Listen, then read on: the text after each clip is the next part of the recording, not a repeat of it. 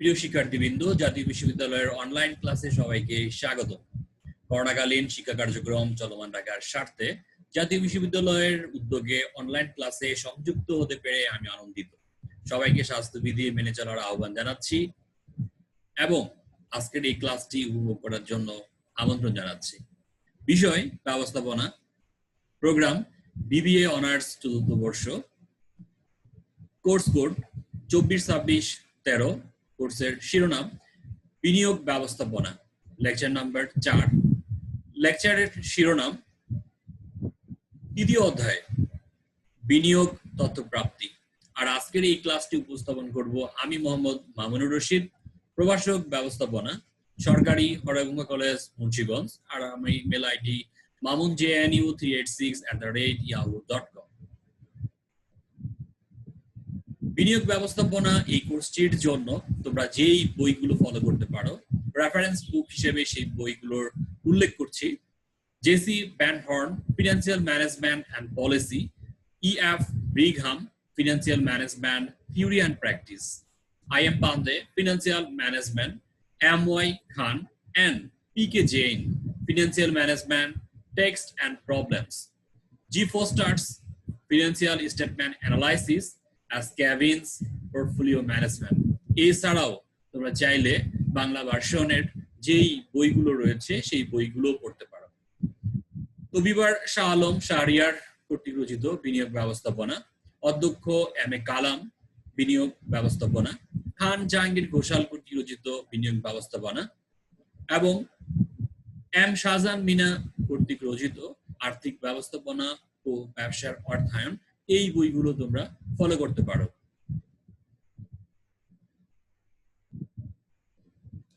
তৃতীয় অধ্যায়ের আজকে আমরা যে বিষয়গুলো নিয়ে আলোচনা করব তার মধ্যে প্রথম হচ্ছে বিনিয়োগ বলতে কি বোঝায়, বিনিয়োগের লক্ষ্য কি, বিনিয়োগ সিদ্ধান্ত গ্রহণ প্রক্রিয়ার প্রভাব বিস্তারকারী উপাদান সমূহ, বিনিয়োগ তথ্য প্রাপ্তির উৎসসমূহ কি কি, বিভিন্ন প্রকার প্রাতিষ্ঠানিক বিনিয়োগকারীর বর্ণনা, ব্রোকার হাউস এর কার্যাবলী আলোচনা, বিনিয়োগ পরামর্শ সেবাদানকারী প্রতিষ্ঠানের ভূমিকা আলোচনা করা হবে এবং এই অধ্যায়ের যে গাণিতিক সমস্যাগুলো রয়েছে সেই গাণিতিক সমস্যা সমাধান করার জন্য আমাদের কিছু প্রয়োজনীয় সূত্র শিখতে হবে, জানতে হবে।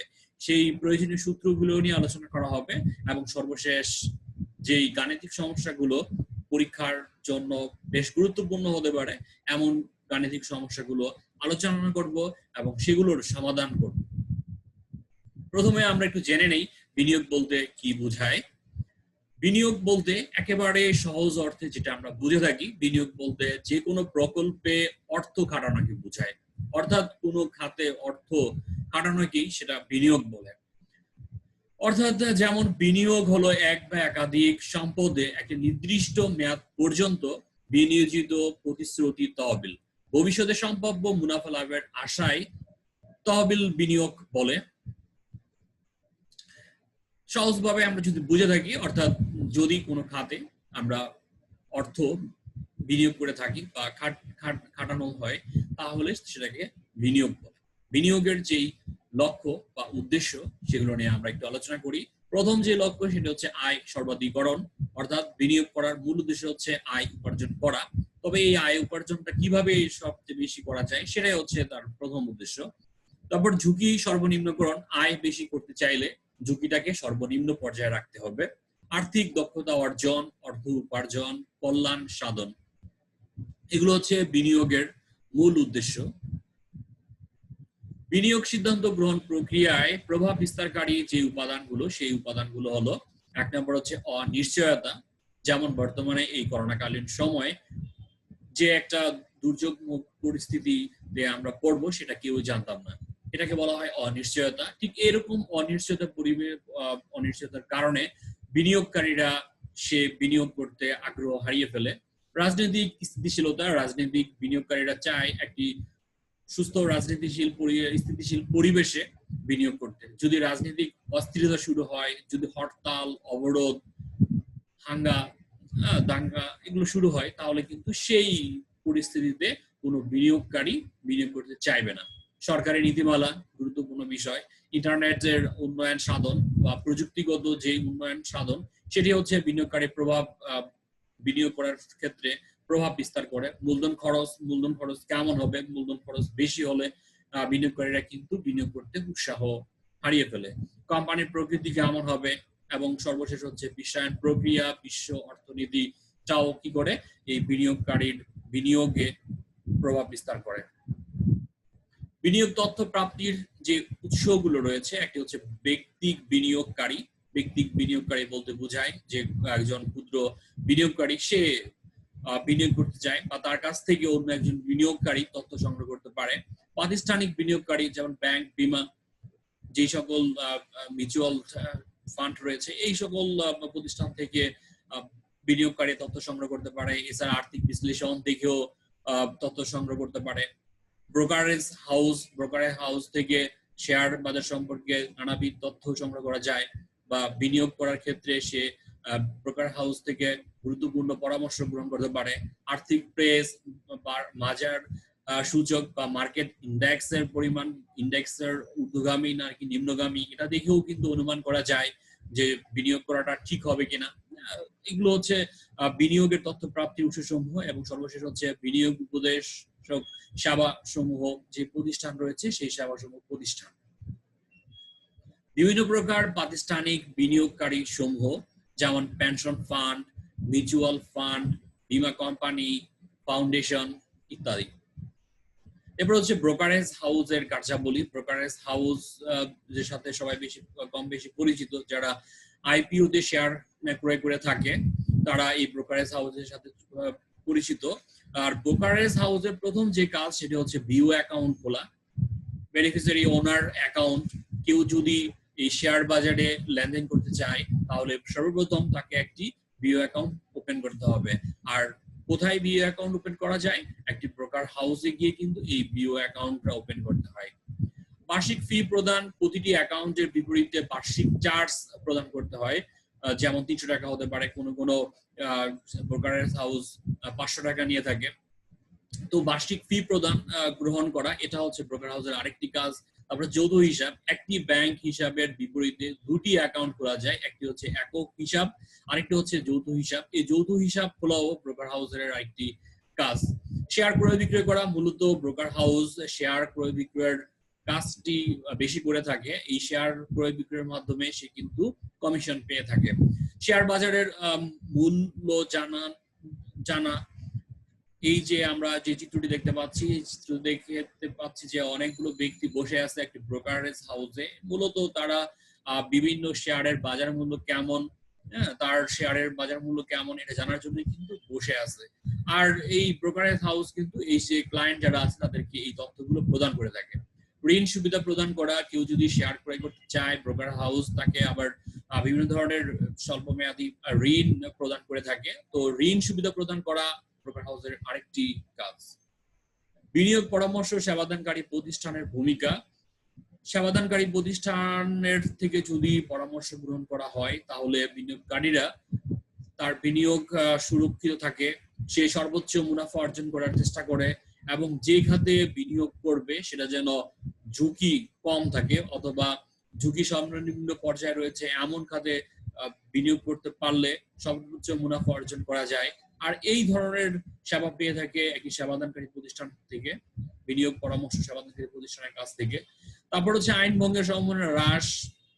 একজন সাধারণ বিনিয়োগকারী সে অনেক আইন সম্পর্কে তার অজানা থাকতে পারে, এই আইন সম্পর্কে সচেতন করার দায়িত্ব হিসেবে পালন করে থাকে বিনিয়োগ পরামর্শ সেবাদানকারী প্রতিষ্ঠান। বিনিয়োগ পরামর্শ সেবাদানকারী প্রতিষ্ঠানের কাছ থেকে তারা আইনি পরামর্শ নিয়ে থাকে, যার ফলে আইন ভঙ্গের সম্ভাবনা হ্রাস পেয়ে থাকে। এবার নেসেসারি ফর্মুলা, যেই ফর্মুলা গুলো আমাদের শিখতে হবে এই অধ্যায়ের সমস্যাগুলো সমাধান করার জন্য। যদি এই ফর্মুলা গুলো আমরা ভালোভাবে শিখি তাহলে গাণিতিক যে সমস্যাগুলো থাকবে সেই গাণিতিক সমস্যাগুলো আমরা খুব সহজেই সমাধান করতে পারবো।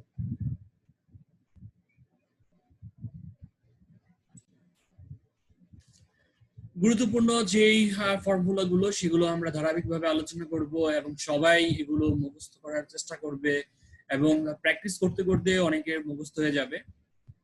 প্রথম যেই রেশিও সেটা হচ্ছে লিকুইডিটি রেশিও।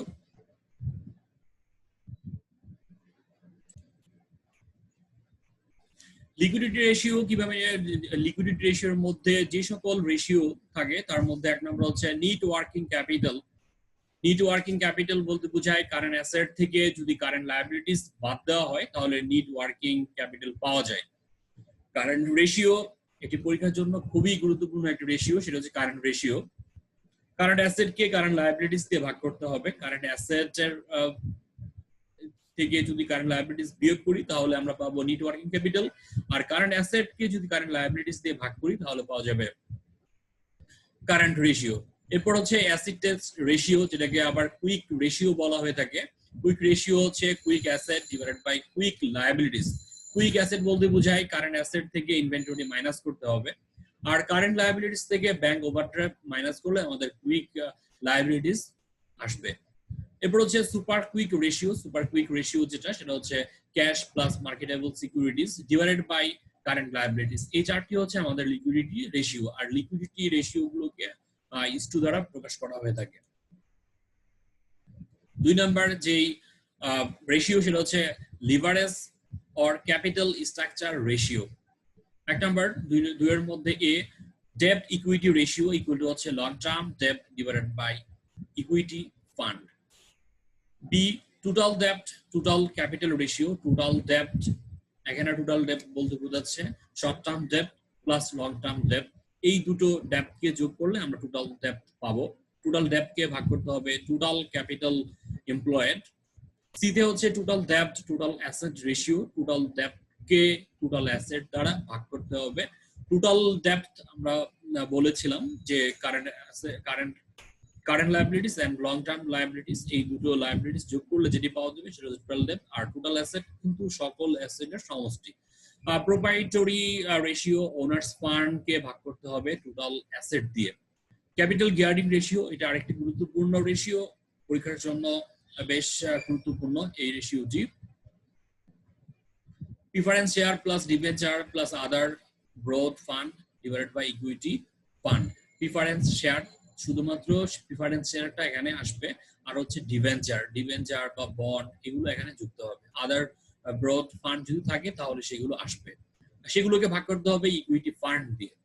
এরপর হচ্ছে আমাদের তৃতীয় নাম্বার যেটি, সেটি হচ্ছে প্রফিটেবিলিটি রেশিও। প্রফিটেবিলিটি রেশিও এটা সেলসের সাথে রিলেটেড, আবার ইনভেস্টমেন্টের সাথে রিলেটেড। তো প্রথমে আমরা profitability ratio related to sales এটা নিয়ে আলোচনা করব। Gross profit ratio equal to হচ্ছে gross profit divided by sales into 100। এই প্রফিটেবিলিটি রেশিও গুলো সব সময় শতকরায় প্রকাশ করা হবে, সেজন্য এটাকে 100 দ্বারা গুণ করা হয়। এরপর হচ্ছে দ্বিতীয় নাম্বার যেটি হচ্ছে অপারেটিং প্রফিট রেশিও। এটা earning before interest and tax, EBIT. EBIT কে আমরা ভাগ করব সেলস দিয়ে into 100। EBIT divided by sales into 100, এটা হচ্ছে অপারেটিং প্রফিট রেশিওর সূত্র। Net profit ratio, net profit হচ্ছে আর্নিং আফটার ট্যাক্স, যেটাকে সংক্ষেপে ইএটি বলা হয়। EAT divided by sales into 100 equal to net profit ratio. Cost of goods sold ratio. Cost of goods sold ratio আমাদের cost of goods sold divided by sales into 100 বের হবে cost of goods sold ratio. Operating ratio, operating profit divided by sales into 100। একটু খেয়াল করি, এখানে আমাদের যতগুলো ratio রয়েছে প্রতিটা রেশিওকে কিন্তু আমাদের সেলস দিয়ে ভাগ করা হচ্ছে এবং 100 দিয়ে গুণ করা হচ্ছে। গ্রস প্রফিট হলে gross profit divided by sales, operating profit হলে operating profit by EBIT divided by sales into 100। Net profit earning after tax divided by sales into 100। Cost of goods sold ratio, cost of goods sold divided by sales into 100। Operating profit ratio, operating profit divided by sales into 100। Profitability ratio related to investment. আগে বলেছিলাম যে profitability ratio দুটি বিষয়ের সাথে related, একটা হচ্ছে sales আর একটা হচ্ছে investment. Return on total asset ratio, earning after tax plus interest, সেটাকে আমরা ভাগ করব টোটাল অ্যাসেট দিয়ে, গুণ করব 100 দিয়ে। Return on equity earning after tax divided by equity capital, earning per share যেটাকে সংক্ষেপে ইপিএস বলা হয়। ইপিএস মানে হচ্ছে earning per share. Earning per share equal to হচ্ছে আর্নিং ফর কমন শেয়ার, যে আর্নিংটা হবে কমন শেয়ার থেকে সেটাকে ভাগ করতে হবে কি নাম্বার অফ কমন শেয়ার দিয়ে, নাম্বার অফ কমন শেয়ার অর্থাৎ শেয়ার সংখ্যা দিয়ে ভাগ করব আর্নিং কে। তারপর ডিভিডেন্ড পার শেয়ার যেটাকে সংক্ষেপে ডিপিএস বলা হয়, dividend per share, total dividend divided by number of common share, অর্থাৎ ডিভিডেন্ডকে আমি নাম্বার অফ শেয়ার দিয়ে ভাগ করলে যেটা পাবো সেটাকে বলা হচ্ছে ডিপিএস বা dividend per share. 4 number market ratio. Market রেশিওর এক নাম্বার হচ্ছে price earning ratio, market price per share divided by earning per share. Market price per share কে আর্নিং পার মানে ইপিএস দিয়ে ভাগ করতে হবে। ডিভিডেন্ড পে আউট রেশিও যেটাকে ডিপি রেশিও বলা হয়ে থাকে। ডিভিডেন্ড পে আউট রেশিও হচ্ছে DPS divided by EPS. DPS মানে হচ্ছে ডিভিডেন্ড পার শেয়ার, ইপিএস মানে হচ্ছে আর্নিং পার শেয়ার, অর্থাৎ ডিভিডেন্ড পার শেয়ার কে আর্নিং পার শেয়ার দিয়ে ভাগ করলে ডিভিডেন্ড পে আউট রেশিও পাওয়া যাবে। Dividend yield DPS divided by MPPS. DPS মানে ডিভিডেন্ড পার শেয়ার, এমপিপিএস মানে হচ্ছে market price per share. Turnover ratio. Turnover ratio গুলোকে টাইমস দ্বারা প্রকাশ করা হয়। Raw materials turnover, cost of raw materials used divided by average cost of raw material. Work in process turnover, cost of goods manufactured divided by average work in process inventory. Finished goods turnover, cost of goods sold divided by average finished goods inventory. Account receivable turnover, credit sales divided by average account receivable. এই জায়গায় আমাদের অ্যাভারেজটা বের করতে হবে, opening এবং closing account receivable এই দুটো যোগ করে আমরা এই অ্যাভারেজ অ্যাকাউন্ট যোগ করব এবং 2 দিয়ে ভাগ করব। Accounts payable turnover, credit purchase কে ভাগ করতে হবে অ্যাভারেজ অ্যাকাউন্টস পেয়েবল দিয়ে। তো অ্যাভারেজ অ্যাকাউন্টস পেয়েবল কিভাবে নির্ণয় করতে হবে, opening accounts payable plus closing accounts payable divided by 2, তাহলে বের হবে average accounts payable. Credit purchase কে আমরা অ্যাভারেজ অ্যাকাউন্টস পেয়েবল দিয়ে ভাগ করব। টোটাল অ্যাসেটস টার্নওভার, সেলস কে টোটাল অ্যাসেট দিয়ে ভাগ করে আমাদের টোটাল অ্যাসেট টার্নওভার নির্ণয় করতে হবে। সর্বশেষ যেটি হচ্ছে coverage ratio, interest coverage ratio, EBIT earning before interest and tax কে ভাগ করতে হবে ইন্টারেস্ট দিয়ে। Dividend coverage ratio earning after tax কে ভাগ করতে হবে ডিভিডেন্ড অফ প্রিফারেন্স শেয়ারের ডিভিডেন্ড যেটা হবে সেটা দিয়ে ভাগ করতে হবে। টোটাল কভারেজ রেশিও কিন্তু হচ্ছে ইভিআইটি plus lease payment divided by interest plus lease payment plus dividend of preference share divided by 1 minus tax plus installment divided by 1 minus tax. এটা হচ্ছে কভারেজ রেশিওর মূল যে সূত্রগুলো সেগুলো। সূত্রগুলো যদি ভালোভাবে শিখতে পারো তাহলে তোমাদের যে কোনো গাণিতিক সমস্যা সমাধান করা সহজ হবে, আর যদি না পারো তাহলে কিন্তু ভুল করবে।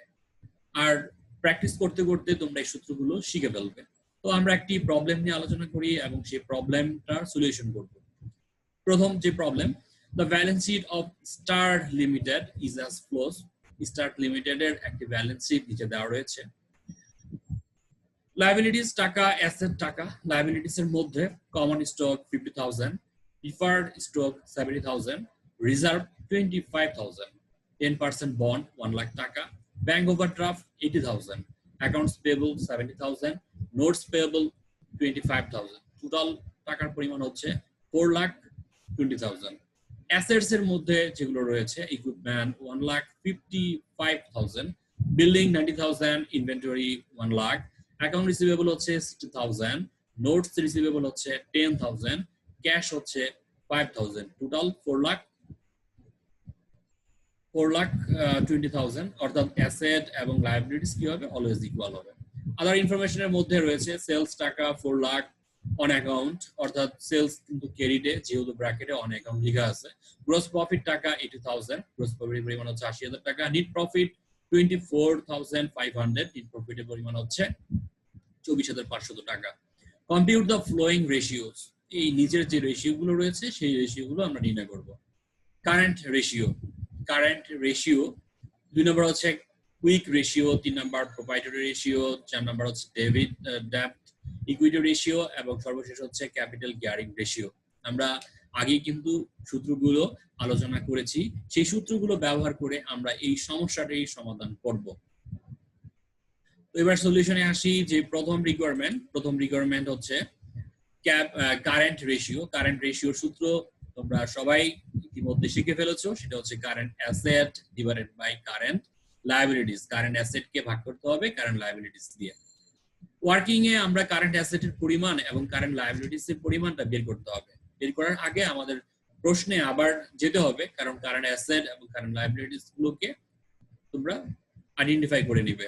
অ্যাসেটের দিকে যদি তাকাই, ইকুইপমেন্ট এটা হচ্ছে ফিক্সড অ্যাসেট, বিল্ডিং এটাও fixed asset, inventory current asset, account receivable এটা হচ্ছে current asset, note receivable current asset, cash current asset. তার মানে হচ্ছে এই নিচের যে চারটি দেখলাম সেই চারটি হচ্ছে আমাদের কারেন্ট অ্যাসেট, আর উপরের দুটো সেটা হচ্ছে fixed asset.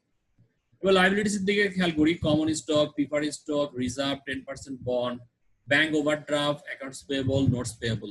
Bank overdraft, accounts payable, notes payable, এই তিনটি হচ্ছে কারেন্ট লায়াবিলিটিস। তাহলে কারেন্ট অ্যাসেট এবং কারেন্ট লায়াবিলিটিস এই দুটো আমরা ওয়ার্কিং এ লিখবো। Current asset inventory 1 lakh, current account receivable 60,000, note receivable 10,000, cash হচ্ছে 5,000। এই চারটি অ্যাসেট যদি যোগ করি তাহলে টোটাল কারেন্ট অ্যাসেটের পরিমাণ হবে 1,75,000। একইভাবে কারেন্ট লায়াবিলিটিস এর পরিমাণ bank overdraft 80,000, accounts payable 70,000, notes payable 25,000 যোগ করলে আমার টোটাল কারেন্টের লায়াবিলিটিস এর পরিমাণ হবে 1,75,000। কারেন্ট রেশিও হচ্ছে current asset divide by current liabilities. এবার আমরা এই কারেন্ট অ্যাসেটের পরিবর্তে কারেন্ট অ্যাসেটের যেই টোটাল অ্যামাউন্টটা সেটা লিখবো 1,70,000 টাকা। আবার সিমিলার ওয়েতে আমরা এই কারেন্ট লায়াবিলিটিস এর পরিবর্তে কারেন্ট লায়াবিলিটিস এর যেই টাকাটা বের করলাম অ্যামাউন্টটা, সেই টাকার অ্যামাউন্টটা আমরা এখানে লিখবো। তার মানে হচ্ছে 1,75,000 কে 1,75,000 দিয়ে ভাগ করলে ভাগফল হবে 1। যেহেতু লিকুইডিটি রেশিও কারেন্ট রেশিও, সুতরাং এটাকে আমাদের অনুপাত ইস্টু দ্বারা প্রকাশ করতে হবে। যেই ফলাফলটা হবে সেই ফলাফলকে আমরা ইস্টু 1 লিখব। তারপর দ্বিতীয় নাম্বার যে রিকোয়ারমেন্ট, সেই রিকোয়ারমেন্টে আমরা একটু যাই। দ্বিতীয় নাম্বার রিকোয়ারমেন্ট হচ্ছে কুইক রেশিও। কুইক রেশিও কিভাবে নির্ণয় করতে হয়? Quick asset divided by quick liabilities. Quick asset বলতে কি বোঝায়? কারেন্ট অ্যাসেট থেকে ইনভেন্টরি বাদ যাবে, আর কারেন্ট লায়াবিলিটিস থেকে ব্যাংক ওভারড্রাফটটা বাদ দিতে হবে। কারেন্ট অ্যাসেট এটা আমরা এই আগের অঙ্কের জন্য আমরা কিন্তু খরচা করেছি, সেটা আবার এখানে তোমাদের জন্য উপস্থাপন করা হয়েছে যেন সহজে বোঝা যায়। কারেন্ট অ্যাসেটের পরিমাণ হচ্ছে 1,75,000 টাকা। কারেন্ট অ্যাসেট হচ্ছে 1,75,000 টাকা মাইনাস হচ্ছে ইনভেন্টরি পরিমাণ হচ্ছে 1 লক্ষ টাকা। আমরা এখানে ইনভেন্টরি লিখলাম 1 লক্ষ টাকা। তারপর হচ্ছে কারেন্ট লায়াবিলিটিস এর পরিমাণ হচ্ছে 1,75,000 টাকা, বাদ যাবে হচ্ছে ব্যাংক ওভারড্রাফট দেওয়া আছে 80,000। এখানে ব্যাংক ওভারড্রাফট 80,000 আমরা মাইনাস করব। 1,75,000 থেকে যদি 1 লাখ বাদ দেওয়া হয় তাহলে ভাগফল হবে 75,000। 1,75,000 থেকে যদি 80,000 মাইনাস করি তাহলে হবে 95,000। এবার 75,000 কে যদি 95,000 দিয়ে ভাগ করি তাহলে ভাগফল হবে 0.79। কুইক রেশিও এটা liquidity ratio always is to দ্বারা প্রকাশ করা হয়। তাহলে যা ভাগফল হবে সেই ফলাফলকে আমরা ইস টু 1 লিখব। 3 নম্বর যে রিকোয়ারমেন্ট, সেই রিকোয়ারমেন্টে আমরা দেখি প্রোপ্রাইটরি রেশিও। প্রোপ্রাইটরি রেশিও বলতে বোঝায় stock holders fund divided by total asset. Stock holders fund কি? স্টক হোল্ডার্স ফান্ড হচ্ছে আমাদের যেই লাইব্রেরি ছিল সেই লাইব্রেরিজ এর মধ্যে কমন স্টক, প্রিফার্ড স্টক এবং রিজার্ভ, এই তিনটা যোগ করলে যেটা পাওয়া যাবে সেটা হচ্ছে আমাদের ইকুইটি ফান্ড বা স্টক হোল্ডার্স ফান্ড বলা হয়ে থাকে। কমন স্টক হচ্ছে 50,000, প্রিফার্ড স্টক হচ্ছে 70,000, রিজার্ভ হচ্ছে 25,000। এই তিনটি অ্যামাউন্ট যোগ করলে ইকুইটি ফান্ডের পরিমাণ হবে 1,45,000। শেয়ার স্টক হোল্ডার্স ফান্ডের পরিমাণ হচ্ছে 1,45,000। আর টোটাল অ্যাসেটের পরিমাণ হচ্ছে 4,20,000, যেটা আমরা প্রশ্নের শুরুতেই দেখেছিলাম। অ্যাসেট এবং লায়াবিলিটিস দুটোই কিন্তু ইকুয়াল ছিল। টোটাল অ্যাসেটের পরিমাণ 4,20,000। এবার আমরা এই 1,45,000 কে 4,20,000 দিয়ে ভাগ করব। ভাগ করে যে ভাগফলটি হবে সেটা হচ্ছে 0.345, সেটাকে শতকরা প্রকাশ করলে হবে 34.5%। পরের যে রিকোয়ারমেন্ট সেই রিকোয়ারমেন্ট হচ্ছে ডেপ্ট ইকুইটি রেশিও। ডেপ্ট ইকুইটি রেশিও তে যেই সূত্র সেটা হচ্ছে outside liabilities divided by stock holders fund. Stock holders fund আমাদের আগের প্রবলেমের জন্য রিকোয়ারমেন্টের জন্য কিন্তু আমরা বের করেছি। স্টক হোল্ডার্স ফান্ডস বা ইকুইটি ফান্ডের পরিমাণ হচ্ছে 1,45,000 টাকা। আর আউটসাইড লায়াবিলিটিস বলতে বোঝাচ্ছে আমাদের টোটাল ডেপ্ট বলতে বোঝায় লং টার্ম ডেপ্ট প্লাস হচ্ছে ফিক্সড ডেপ্ট, এই দুটি ডেপ্টের যোগফলকে আমরা বলি আউটসাইড লায়াবিলিটিস। তো কারেন্ট যে লায়াবিলিটিস ছিল 1,75,000 টাকা, এখন লং টার্ম লায়াবিলিটিস তার সাথে যোগ করতে হবে। লং টার্ম লায়াবিলিটিস হচ্ছে 1 লক্ষ টাকা। 1,75,000 এর সাথে যদি 1 লাখ টাকা আমরা যোগ করি তাহলে যোগফল হবে 2,75,000 টাকা। এবার আউটসাইড লায়াবিলিটিস 2,75,000 টাকা আমরা এখানে লিখবো, আর স্টক হোল্ডার্স ফান্ড হচ্ছে 1,45,000। 2,75,000 কে 1,45,000 দিয়ে ভাগ করলে ভাগফল হবে 1.9:1। এটা হচ্ছে আমাদের ডেপ্ট ইকুইটি রেশিও। এরপর হচ্ছে আমাদের 5 নম্বর যে requirement capital gearing ratio. Capital gearing রেশিওর সূত্র হচ্ছে preferred stock plus bond or debenture other borrowed fund যদি থাকে তাহলে সেটা এখানে আসতো। আরেকটি হচ্ছে common stock divided by common stock holders fund. Common stock holders fund বলতে শুধু আমাদের কমন স্টকের যে টাকাটা সেই টাকাটা এখানে আসবে। প্রিফার্ড স্টক এবং বন্ড, প্রিফার্ড স্টক 70,000 টাকা আর বন্ড হচ্ছে 1 লাখ টাকা, যোগ করলে হবে 1,70,000 টাকা। 1,70,000 কে কমন স্টক এটা প্রশ্নে দেওয়া আছে, সেই মানটা এখানে আমরা লিখবো 75,000 টাকা। 1,70,000 কে যদি 75,000 টাকা দিয়ে ভাগ করি তাহলে ভাগফল হবে 2.27। 2.27:1 দিয়ে আমরা প্রকাশ করব। আমরা কিন্তু 5টি রিকোয়ারমেন্ট ধারাবাহিকভাবে পড়লাম এবং প্রতিটি রিকোয়ারমেন্টের সাথে যেই জায়গায় ওয়ার্কিং করার প্রয়োজন ছিল আমরা কিন্তু সেই ওয়ার্কিং গুলো সাইড নোট গুলো কিন্তু ডান পাশে দেখিয়ে দিয়েছি। যদি তোমাদের বুঝতে সমস্যা হয় সেগুলো দেখে বুঝে নেবে। পরীক্ষার পর অনেক স্টুডেন্ট কমপ্লেন করে যে স্যার আমরা পরীক্ষায় ফুল নাম্বার পাই না বা আমাদের নাম্বার কেন কম দেওয়া হয়। তার মধ্যে একটি কারণ হচ্ছে ওয়ার্কিং না করা। ওয়ার্কিং যদি তুমি করো সেটা একটা সুবিধাও আছে, সেটা হচ্ছে ভুল কম হবে। ওয়ার্কিং করলে কিন্তু তোমার ভুল হওয়ার সম্ভাবনা কমে যায়। তাহলে তোমরা অবশ্যই চেষ্টা করবে ওয়ার্কিং গুলো সাইড নোটে আমরা যেভাবে করেছি সেইভাবে করার জন্য, তাহলে তোমাদের ভুলও কম হবে এবং পরীক্ষার নাম্বারও বেশি পাওয়া যাবে। এখন তোমাদের জন্য একটি হোমওয়ার্ক থাকবে, এই হোমওয়ার্কটি তোমরা বাসায় করবে। The following is the balance sheet of a company as on 31st March. Liabilities টাকা, liabilities হচ্ছে share capital 2 lakh, profit and loss account 30,000, reserve হচ্ছে 40,000, 12% debenture 4 lakh 20,000, sundry creditors 1 lakh, bills payable 50,000, যোগ করলে হবে 8,40,000 টাকা। অ্যাসেটস একইভাবে অ্যাসেটস কলামে land and building 1,40,000, plant and machinery 3,50,000, stock 2 lakh, sundry debtors 1 lakh, bills receivable 10,000, cash at bank 40,000, যোগ করলে হবে 8,40,000। ক্যালকুলেট দ্য ফ্লোয়িং রেশিও, নিচের যে রেশিও গুলো সেগুলো আমরা নির্ণয় করব। Current ratio, quick ratio, proprietary ratio, ডেপ্ট equity ratio, capital gearing ratio. আমাদের আগের যে প্রবলেমটি আমরা সমাধান করলাম 1 নম্বর যে প্রবলেম, সেই প্রবলেমের সাথে এই প্রবলেমটার অনেকটাই মিল রয়েছে। তোমরা যদি আগের প্রবলেমটি বুঝে থাকো তাহলে এই প্রবলেমটি তোমরা বাসায় খুব সহজেই করতে পারবে, আর যদি না পারো তাহলে কিন্তু তোমরা সূত্রগুলো দেখে বুঝে এবং সেই সূত্র প্রয়োগ করে এই সমস্যাগুলো সমাধান করার চেষ্টা করবে।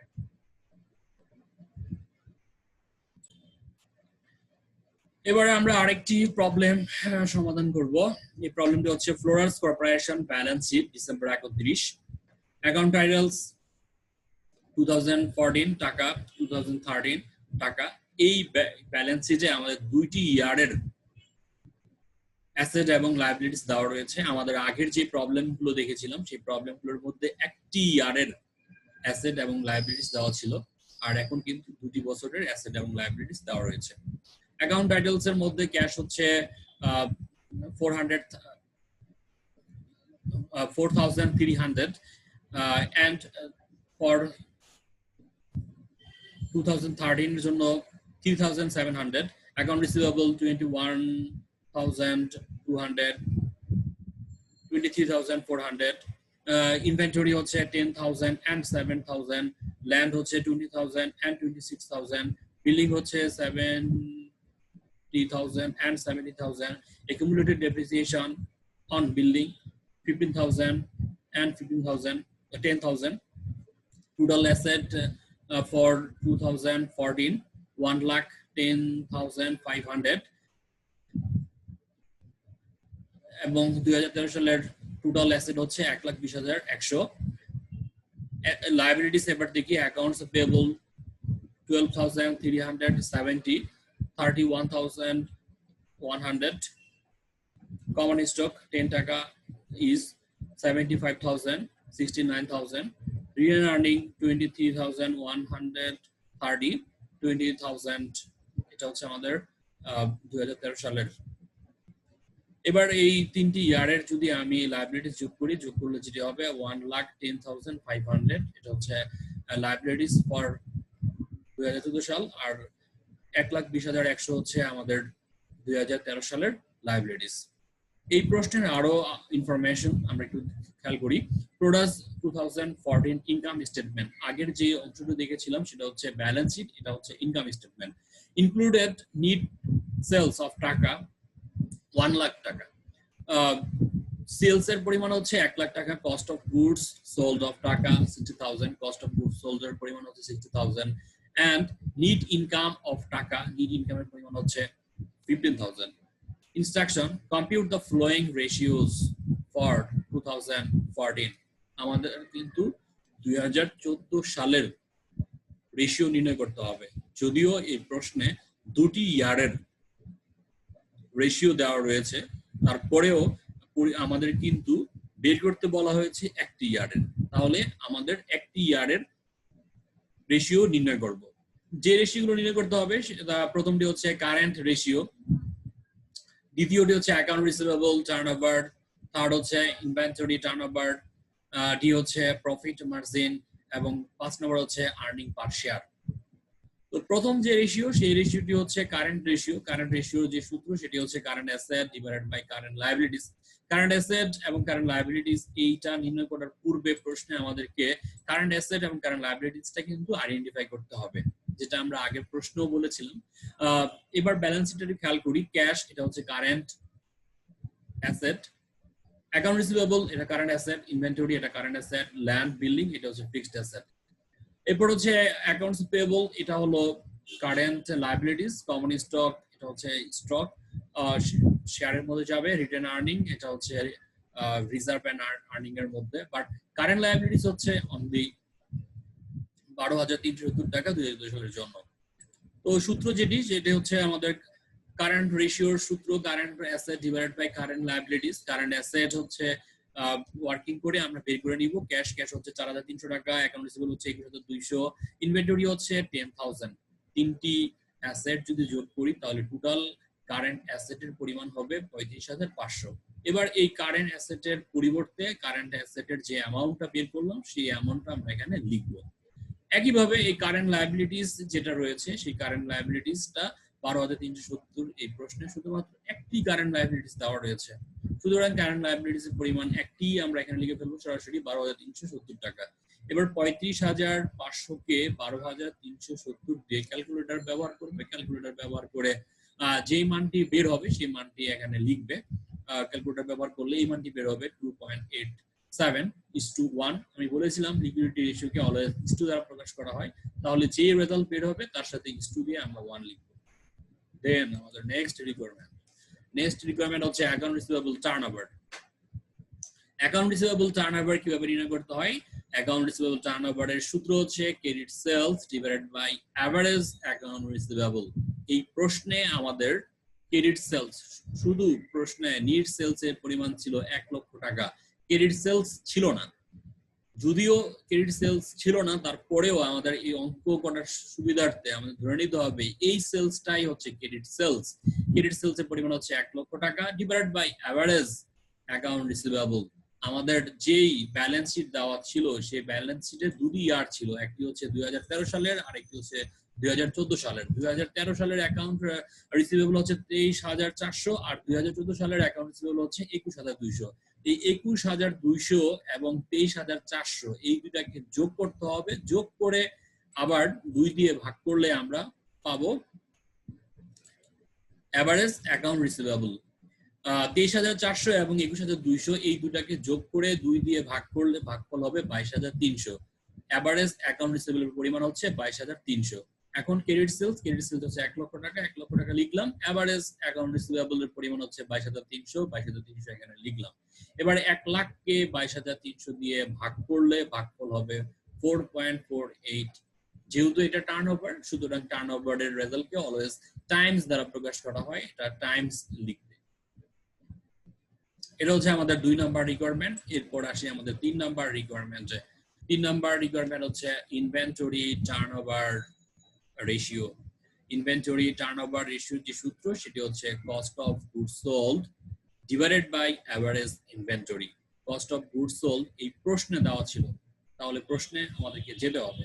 প্রশ্নে একটু খেয়াল করি, এটা হচ্ছে এডিশনাল ইনফরমেশনের মধ্যে যেই ইনকাম স্টেটমেন্ট দেওয়া ছিল সেই ইনকাম স্টেটমেন্টের মধ্যে কস্ট অফ গুডস সোল্ড ছিল। আরেকটি হচ্ছে এভারেজ ইনভেন্টরি। এভারেজ ইনভেন্টরিটাও আমরা বের করব। এভারেজ ইনভেন্টরিটা বের করতে চাইলে ইনভেন্টরি দুইটা ইয়ারের ছিল, একটা হচ্ছে 2013 সালের, আরেকটা হচ্ছে 2014 সালের। 2013 সাল এবং 2014 সালের যেই ইনভেন্টরি রয়েছে সেই দুইটা ইনভেন্টরি আমরা যোগ করব, যোগ করে আমরা 2 দিয়ে ভাগ করব। তাহলে কস্ট অফ গুডস সোল্ড প্রশ্নে কত টাকা ছিল আর ইনভেন্টরি কত টাকা ছিল সেটা দেখার জন্য আমাদের প্রশ্নে আবার যেতে হবে। প্রশ্নে একটু ফেরত যাই। ইনভেন্টরি 2010 সালের 14 সালের হচ্ছে 10,000 টাকা আর 2013 সালের হচ্ছে 7,000 টাকা। 10 আর 7 যোগ করলে হবে 17,000 টাকা। এই 17,000 কে আবার কি করতে হবে? 2 দিয়ে ভাগ করতে হবে। 2 দিয়ে ভাগ করলে 8,500। আর কস্ট অফ গুডস সোল্ড বলেছিলাম যে আমাদের ইনকাম স্টেটমেন্টের যে কস্ট অফ গুডস সোল্ড এর ইনফরমেশনটা এখানে উল্লেখ রয়েছে। কস্ট অফ গুডস সোল্ড এর পরিমাণ হচ্ছে 60,000। তাহলে আমাদের এই ইনভেন্টরি টার্নওভারের জন্য যেই যা যা দরকার তা আমরা বের করে নিলাম এবং প্রশ্ন থেকে দেখে নিলাম। কস্ট অফ গুডস সোল্ড হচ্ছে 60,000 লিখলাম। আর এভারেজ ইনভেন্টরি 7,000 প্লাস 10,000, এটাকে 2 দিয়ে ভাগ করলে হবে 8,500। এবার 60,000 কে ভাগ করতে হবে 8,500 দিয়ে। 60,000 কে যদি 8,500 দিয়ে ভাগ করি তাহলে ভাগফল হবে 7.06। আর টার্নওভার রেশিওকে অলওয়েজ টাইমস দ্বারা প্রকাশ করা হয়। আমরা যেই ভাগফলটি বের হবে সেই ভাগফলটিকে আমরা টাইমস লিখে এটা প্রকাশ করব। তোমরা ইতিমধ্যে দেখেছো যে প্রফিটেবিলিটি রেশিওকে পার্সেন্টেজ দ্বারা প্রকাশ করা হয়, টার্নওভার রেশিওগুলোকে টাইমস দ্বারা প্রকাশ করা হয়, লিকুইডিটি রেশিওগুলোকে স্টু দ্বারা প্রকাশ করা হয়। এরপর আমাদের 4 নাম্বার যে রিকোয়ারমেন্ট সেই 4 নাম্বার রিকোয়ারমেন্ট একটু খেয়াল করি, সেটা হচ্ছে প্রফিট মার্জিন। প্রফিট মার্জিনের সূত্র হচ্ছে net income divided by sales. Net income প্রশ্নে আমাদের ইনকাম স্টেটমেন্টের যেই অংশটুকু ছিল সেই অংশের মধ্যে নেট ইনকামের টাকার পরিমাণটা উল্লেখ রয়েছে। নেট ইনকামের পরিমাণ হচ্ছে 50,000 টাকা আর সেলস হচ্ছে 1 লাখ টাকা। 15,000 কে 1 লাখ দিয়ে ভাগ করতে হবে এবং সেটাকে আবার 100 দিয়ে গুণ করতে হবে। গুণ করলে সেটা হবে 15%। ক্যালকুলেটর ব্যবহার করে সহজেই তোমরা বের করতে পারবে। আর প্রফিট মার্জিনকে আমরা বলেছিলাম যে প্রফিটেবিলিটি যেই রেশিওগুলো রয়েছে সেই রেশিওগুলোকে অলওয়েজ পার্সেন্টেজ আকারে প্রকাশ করা হয়, সুতরাং এটাকে 15% দ্বারা প্রকাশ করতে হবে। এরপর হচ্ছে আমাদের সর্বশেষ যেটি সেটা হচ্ছে আর্নিং পার শেয়ার, যেটাকে ইপিএস বলা হয়ে থাকে। আর্নিং পার শেয়ার এর সূত্র হচ্ছে net income divided by weighted average common share outstanding. Net ইনকামের পরিমাণ প্রশ্নে আমাদের এই যে আগের যে প্রশ্নটি করলাম সেই প্রশ্ন কিন্তু নেট ইনকামের অ্যামাউন্টটা ব্যবহার করা হয়েছে। এই জায়গাতেও ঠিক নেট ইনকামের পরিমাণটা আবার একইভাবে আমরা এখানে লিখবো। নেট ইনকামের পরিমাণ হচ্ছে 15,000 টাকা আর weighted average common share outstanding সেটা কিভাবে সেটা আমরা দেখার জন্য প্রশ্নতে আবার একটু ফেরত যাই।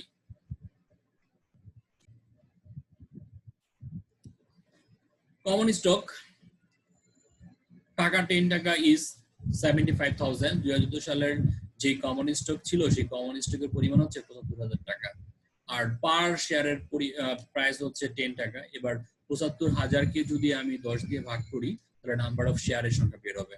75,000 কে যদি 10 দিয়ে ভাগ করা হয় তাহলে নাম্বার অফ শেয়ারের পরিমাণ হবে 7,500। এটি আরেকটি হচ্ছে নিট ইনকাম। নিট ইনকাম বলেছিলাম যে আমাদের ইনকাম স্টেটমেন্টের যে মধ্যে নিট ইনকামের টাকা দেওয়া রয়েছে, যে নিট ইনকামের পরিমাণ হচ্ছে 15,000 টাকা। তাহলে আমাদের আর্নিং পার শেয়ারের জন্য যে সূত্রটি লাগে সেই সূত্রটি হচ্ছে নিট ইনকাম ডিভাইডেড বাই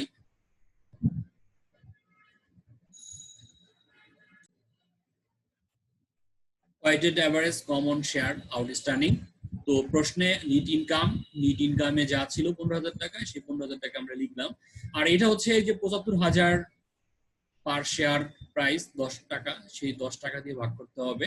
75,000 কে 10 দিয়ে ভাগ করলে নাম্বার অফ শেয়ারের পরিমাণ বের হবে 7,500। এবার 15,000 কে 7,500 দিয়ে ভাগ করলে ভাগফল হবে 2 টাকা। তার মানে হচ্ছে আর্নিং পার শেয়ারের টাকা হচ্ছে আর্নিং পার শেয়ারের টাকা হচ্ছে 2 টাকা। এটা আমরা বের করলাম। তো একইভাবে আমাদের যে প্রবলেমগুলো থাকুক না কেন সেগুলো তোমরা বের করবে। তোমাদের জন্য আরো একটি হোমওয়ার্ক থাকবে, এই হোমওয়ার্কটি তোমরা বাসায় করবে। তোমরা যদি প্রবলেমগুলো দেখে থাকো কিভাবে সমাধান করতে হয়, শিখে থাকো, তাহলে কিন্তু যে কোনো ধরনের সমস্যায় তোমরা সমাধান করতে পারবে। যে হোমওয়ার্কটি তোমাদের জন্য থাকবে, এই হোমওয়ার্কটি তোমরা বাসায় করবে। এই হোমওয়ার্কটি কিন্তু আগের থেকে একটু আলাদা। যেমন আমাদের প্রথম যে প্রবলেম ছিল, সেই প্রবলেমে আমরা দেখেছি অ্যাসেট এবং লায়াবিলিটিস দুটা কলাম ছিল, এবং অ্যাসেট গুলো ডান পাশে আর লায়াবিলিটিস গুলো বাম পাশে ছিল। আরেকটি প্রবলেম, অর্থাৎ লাস্ট যে 2 নম্বর প্রবলেম আমরা দেখলাম, সেই প্রবলেমের মধ্যে দুটি ইয়ার্ডের অ্যাসেট এবং লায়াবিলিটিস ছিল। আর এই প্রবলেমটি একটু আলাদা, এখানে অ্যাসেট এবং লায়াবিলিটিস একসাথে দেওয়া রয়েছে, অর্থাৎ কোনটি অ্যাসেট কোনটি লায়াবিলিটিস এটা কিন্তু আইডেন্টিফাই করা নাই। এই company has the flowing current asset and liabilities টাকা। ইনভেন্টরি হচ্ছে 1,50,000, ক্যাশ হচ্ছে 20,000, অ্যাকাউন্ট রিসিভেবল হচ্ছে 50,000, ব্যাংক ওভারড্রাফট হচ্ছে 15,000, অ্যাকাউন্টস পেয়েবল হচ্ছে 40,000, প্রিপেইড এক্সপেন্স হচ্ছে 10,000, ইকুইড এক্সপেন্স হচ্ছে 20,000। তো আমরা একটু খেয়াল করি, ইনভেন্টরি এটা হচ্ছে কারেন্ট অ্যাসেট, ক্যাশ এটা হচ্ছে কারেন্ট অ্যাসেট, অ্যাকাউন্ট রিসিভেবল এটা হচ্ছে কারেন্ট অ্যাসেট, ব্যাংক ওভারড্রাফট এটা কারেন্ট লায়াবিলিটিস, অ্যাকাউন্টস পেয়েবল এটা হচ্ছে কারেন্ট লায়াবিলিটিস, প্রিপেইড এক্সপেন্স এটা হচ্ছে কারেন্ট অ্যাসেট, ইকুইড এক্সপেন্স এটা হচ্ছে current liabilities. During the year sales were টাকা 8 লাখ, ওই বছর সেলসের পরিমাণ ছিল 8 লাখ টাকা। পারচেজ ওয়ার টাকা 4,50,000 এবং ক্রয়ের পরিমাণ হচ্ছে 4,50,000 টাকা। ডিটারমাইন দ্য ফ্লোয়িং রেশিও, নিচের যে রেশিও গুলো রয়েছে সেই রেশিও গুলো আমরা নির্ণয় করব। কি রেশিও? একটা আমরা হচ্ছে কারেন্ট রেশিও, যেটা আমরা শিখেছি, পারবে আশা করি তোমরা এই হোমওয়ার্কটা করবে। অ্যাসিড টেস্ট রেশিও, যেটার আরেকটি নাম হচ্ছে quick ratio. Inventory turnover ratio আমরা বের করেছি। অ্যাকাউন্ট রিসিভেবল টার্নওভার রেশিও এবং অ্যাকাউন্টস পেয়েবল টার্নওভার রেশিও। এই অ্যাকাউন্ট রিসিভেবল টার্নওভার রেশিও আমরা লাস্ট যে প্রবলেম, সেই প্রবলেমটাতে কিন্তু দেখেছি কিভাবে নির্ণয় করতে হয়। অ্যাকাউন্টস পেয়েবল শুধুমাত্র আমাদের অ্যাকাউন্ট রিসিভেবলের ক্ষেত্রে আমাদের ক্রেডিট সেলস আসে, আর এখন আসবে আমাদের ক্রেডিট পারচেজ। আর রিসিভেবলের ক্ষেত্রে অ্যাভারেজ অ্যাকাউন্ট রিসিভেবল হবে, আর এই জায়গায় হবে অ্যাভারেজ অ্যাকাউন্টস পেয়েবল। এটা হচ্ছে তোমাদের জন্য বাসায় হোমওয়ার্ক। এই হোমওয়ার্কটি তোমরা করবে। তোমরা যদি প্রথমত তোমরা সূত্রগুলো একটু ভালোভাবে খেয়াল করবে, এবং যেই সমস্যাগুলো আমি আজকে সমাধান করলাম এই সমস্যাগুলো তোমরা ভালোভাবে বোঝার চেষ্টা করবে, বাসায় খাতায় লিখে সেগুলো সমাধান করবে, সমাধানগুলো বুঝবে, তারপর এই হোমওয়ার্কগুলো করবে। যদি এই হোমওয়ার্কগুলো করতে না পারো তাহলে তোমরা সূত্রগুলো আবার দেখবে, আবার দেখে যেমন কারেন্ট রেশিও সূত্র হচ্ছে current asset divided by current liabilities. তাহলে কারেন্ট অ্যাসেটটা তোমরা আলাদাভাবে নির্ণয় করবে এবং কারেন্ট লায়াবিলিটিসটা আলাদাভাবে নির্ণয় করবে। দেন কারেন্ট অ্যাসেটকে কারেন্ট লায়াবিলিটিস দিয়ে ভাগ করবে। এভাবে প্রতিটি রিকোয়ারমেন্টে যা যা রেশিও রয়েছে সেই রেশিওগুলো তোমরা করার চেষ্টা করবে। আশা করি তোমরা যদি এই ক্লাসটি মনোযোগ সহকারে করে থাকো তাহলে ইনভেস্টমেন্ট ইনফরমেশনের অর্থাৎ বিনিয়োগ তথ্যর যে অধ্যায় রয়েছে সেই অধ্যায়ের যে ধরনের প্রশ্ন আসুক না কেন তোমরা অ্যান্সার করতে পারবে।